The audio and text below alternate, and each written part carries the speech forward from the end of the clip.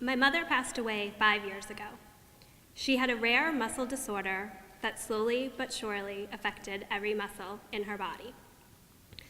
Although she had a lifetime of declining health, the end came faster than any of us had anticipated. I remember I visited her one day, and she was her usual self. She was in her bed, arguing with me about wanting to get up. I was annoyed that we were having the same conversation again because I knew that she couldn't get out of bed with just my help anymore. Her body had trapped her in that bed, even though her mind wanted her to be up and about. I'm sure I wasn't as patient with her as I could have been. Our roles had long reversed, and honestly, it was pretty exhausting for me at times. I then received a call the next day that she was unresponsive. Just like that, her body was shutting down. I got to her house in time to hear her last words, my brother's name. I know that she did not say my name because she knew that I was there. I was always there. The next 4 days involved painstakingly watching her die in front of us with nothing that we could do. She held on longer than the hospice staff said she would. I began the week never wanting to let her go and finished it by begging God to take her. I'm sure that she wasn't ready to go, but her body had failed her. I remember the exact moment that I heard her breathing stop, and I knew she was gone. And in that moment, I felt relief.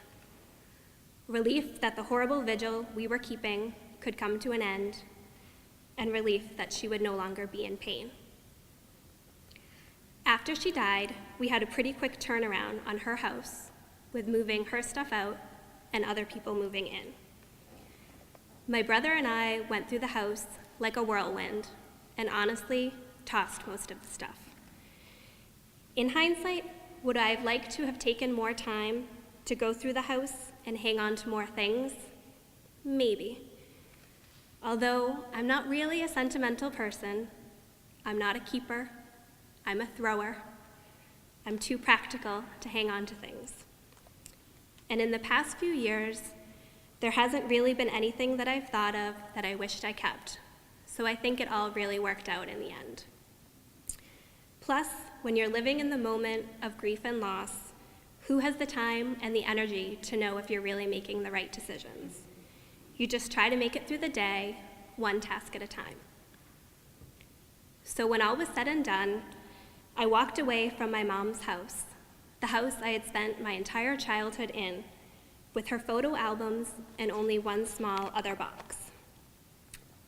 That box was filled with a few childhood keepsakes and a couple of things that I had to have. One of the items was a large spool of string. The string lived in the cabinet above our stove with other random artifacts that were used infrequently. My mother had told us that my father, who passed away when I was a baby, had brought the string home from work one day in the 70s. The string is old and a bit dirty, but it is our string. It is the string that I remember my mother going to get out for any project that we were doing, for hanging decorations around the house, and for any other thing you could possibly use string for. I vividly remember standing on a chair during the big clean out and tossing everything from that cabinet, but not being able to throw the string away. To anyone else, it is a spool of discolored thread. For me, it is a symbol of so many memories. I now use the string at my house with my family. I think of my mother every single time we use it. I can only hope that someday, when I'm dead and gone, that my daughter Isabel will hang on to the string for the same reasons that I did. When yes, I have no doubt that the string will be around long after I am. I mean, how often do you really use string anyway? And this spool appears to be never-ending. The other item that I had to keep when cleaning out the house, a Ziploc bag full of toothpicks. It would have been so easy to toss the toothpicks during the big clean out, but I just couldn't. The bag doesn't zip anymore, and it's decorated with snowmen that are vanishing. The snowman bag lived in my mother's hutch. Anytime we were baking, she would send me or my brother in to get out a toothpick to test to see if what we were baking was done. Like the string, these toothpicks seem to last forever. They are a reminder of days when my mother was in better health. They are a reminder of days when we cooked together and days when we laughed together. They remind me of happy times and holidays. Now when we are baking, I send my children to our hutch to get out the toothpicks. We talk about how the toothpicks belong to my mom and how extra special they are. And in those moments, I'm so very glad that I didn't throw them away. If you had asked me what would be my most treasured items to keep after my mother died, I never in a million years would have guessed old string and a broken plastic bag full of toothpicks.